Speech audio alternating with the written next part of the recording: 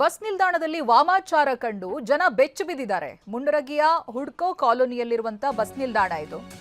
ಅಲ್ಲಿ ಕಪ್ಪು ಬೊಂಬೆ, ಮೊಟ್ಟೆ, ಎಲೆ ಅಡಿಕೆ, ನಿಂಬೆಹಣ್ಣು ಇದೆಲ್ಲ ಪತ್ತೆಯಾಗಿದೆ.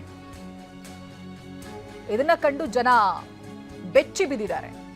ಹೋದ ವರ್ಷ ನಾನು ಬಯಸಿದ್ ಸಿಕ್ಕಿಲ್ಲ, ಈ ವರ್ಷ ತೆಗೆದುಕೊಳ್ಳೋದೇ ಬಿಡೋದಿಲ್ಲ ಅಂತ ಬರಹ ಕೂಡ ಇದೆ. ನೋಡಿ, ಗಮನಿಸಬಹುದು ನೀವು.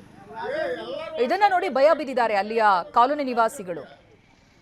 ಈ ರೀತಿ ವಾಮಾಚಾರ ಮಾಡಿರೋದ್ರಿಂದ ಬಸ್ ನಿಲ್ದಾಣದ ಕಡೆ ಯಾರು ಕೂಡ ಬರ್ತಾ ಇಲ್ಲ.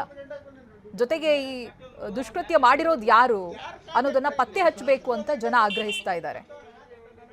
ದಿನ ನೂರಾರು ಜನ ಓಡಾಡುವಂತ ಬಸ್ ನಿಲ್ದಾಣದಲ್ಲಿ ಈ ರೀತಿಯಾಗಿ ಮಾಡಿ ಹೋದ್ರೆ ಅದು ಯಾರಿಗೆ ಧೈರ್ಯ ಬರುತ್ತೆ ಹತ್ರ ಬರೋದಕ್ಕೆ?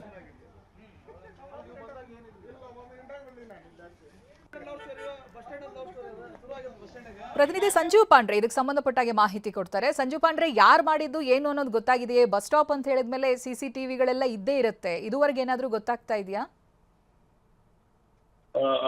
ಹೌದು ದೇವಶ್ರೀ, ಏನು ಗದಗ ಜಿಲ್ಲೆ ಮುಂಡರಗಿ ತಾಲೂಕಿನ ಬಸ್ ನಿಲ್ದಾಣದಲ್ಲಿ ಒಂದು ಘಟನೆ ನಡೆದಿದೆ.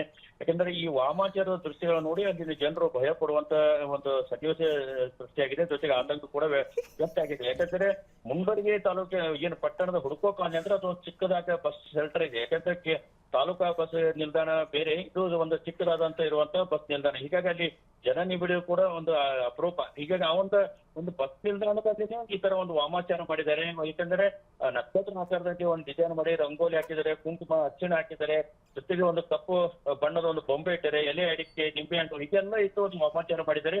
ಜೊತೆಗೆ ಅಲ್ಲಿ ಒಂದು ಬರಹ ಕೂಡ ಒಂದು ಬರೆದಿದ್ದಾರೆ. ಯಾಕಂದ್ರೆ ಹೋದ ವರ್ಷ ನಾ ಪರಿಸ್ಥಿತಿ ಸಿಕ್ಕಿಲ್ಲ, ಆದ್ರೆ ಈ ವರ್ಷ ತಗೊಳ್ಳೋದೇನೆ ಬಿಡೋದಿಲ್ಲ ಅಂತ ಅನ್ನುವಂಥದ್ದು ಒಂದು ಅಲ್ಲಿ ರಂಗೋಲಿಯಲ್ಲಿ ಬರೆದು ಈ ತರ ಒಂದು ವಾಮಾಚಾರ ಮಾಡಿದ್ದಾರೆ. ಇದು ಸಾಕಷ್ಟು ಆತಂಕ, ಭಯದ ವಾತಾವರಣ ನಿರ್ಮಾಣ ಆಗಿದೆ. ಯಾಕಂದ್ರೆ ಸಾಕಷ್ಟು ಅಲ್ಲಿನ ಅಕ್ಕಪಕ್ಕದಲ್ಲಿರುವಂತ ನಿವಾಸಿಗಳು ಆತಂಕ ವ್ಯಕ್ತಪಡಿಸಿದ್ದಾರೆ.